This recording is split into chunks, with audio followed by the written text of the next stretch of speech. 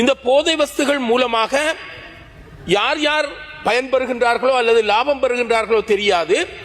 ஆனால் இந்த நாட்டையும் எதிர்கால சமூகத்தையும் அந்த போதை வஸ்து அழித்துக் கொண்டிருக்கின்றது என்பது மட்டும் உண்மையான விடயம்.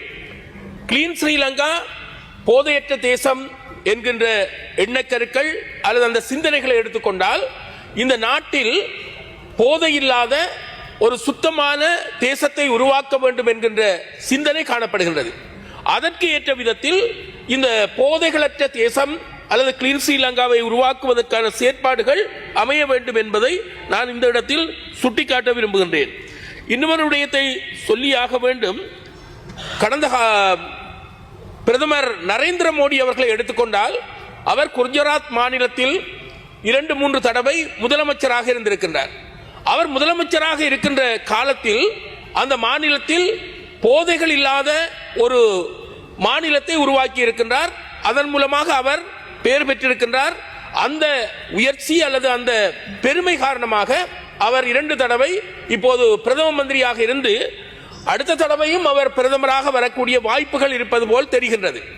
அதே போன்றுதான் நான் எதிர்பார்க்கின்றேன், இந்த நாட்டில் போதைகள் இல்லாத, அதேவேளை இப்படி கடத்தல் அல்லது மக்களை நாசமாக்குகின்ற செயற்பாடுகள் இல்லாத ஒரு தேசமாக இது மாற வேண்டும். அவ்வாறு மாறுகின்ற போது பெரும் பயனடையக்கூடிய மாதிரி இருக்கும். ஒரு தகவல் பத்திரிகை மூலமாக கிடைத்தது. கொழும்பில் உள்ள மாணவர்கள் 2,30,000 மேற்பட்டவர்கள் இந்த போதை பாவனைக்கு பழக்கப்பட்டிருக்கின்றார்கள் என்று ஒரு சிரேஷ்ட போலீஸ் அதிகாரி சொல்லியிருக்கின்றார்.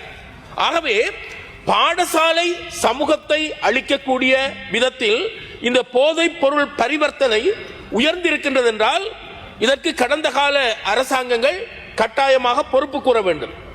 ஏனென்றால் நிச்சயமாக தெரியும், இந்த போதை வஸ்து இப்போது சம்பத் மலம்பெரி என்ற பெயர் அடிபட்டுக் கொண்டிருக்கின்றது.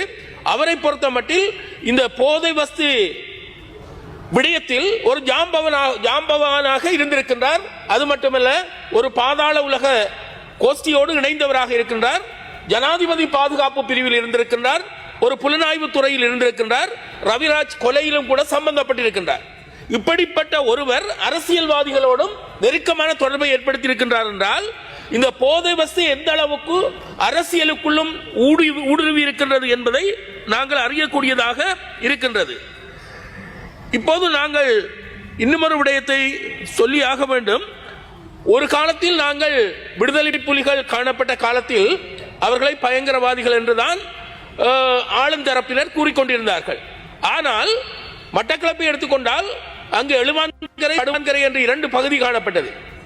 இந்த படுவான்கரை பகுதி அவர்களுடைய கட்டுப்பாட்டில் இருந்தது. விடுதலை புலிகள் அந்த படுவான்கரை பகுதியை கட்டுப்பாட்டில் வைத்திருக்கின்ற காலத்தில் அந்த பிரதேசத்தில் போதையற்ற ஒரு சூழல் உருவாக்கப்பட்டது. எவரும் இந்த போதைகளை பாவிக்க முடியாது என்று. 2009ஆம் ஆண்டில் யுத்தம் முடிவடைந்த பின்னர் அந்த பிரதேசம் சட்டவாட்சிக்கு உட்படுத்தப்பட்டது, அரசின் கட்டுப்பாட்டுக்குள் வந்தது. அதன் பின்னர் பார்த்தால் அங்கு இன்னும் உங்களுக்கு 2 நிமிடங்கள் மாத்திரமே இருக்கின்றன. அந்த போதை வஸ்து பிரயோகம் என்பது அதிகமாக காணப்பட்டது. எனவே அரசு தன்னுடைய இந்த காவல்துறை, மதுவரி திணைக்களம், STF அதாவது அதிரடிப்படை, ராணுவம் என்று பல அங்கங்களை கொண்டிருக்கின்றது. இவற்றின் மூலமாக இந்த போதை வஸ்துகளை கட்டுப்படுத்த வேண்டும்.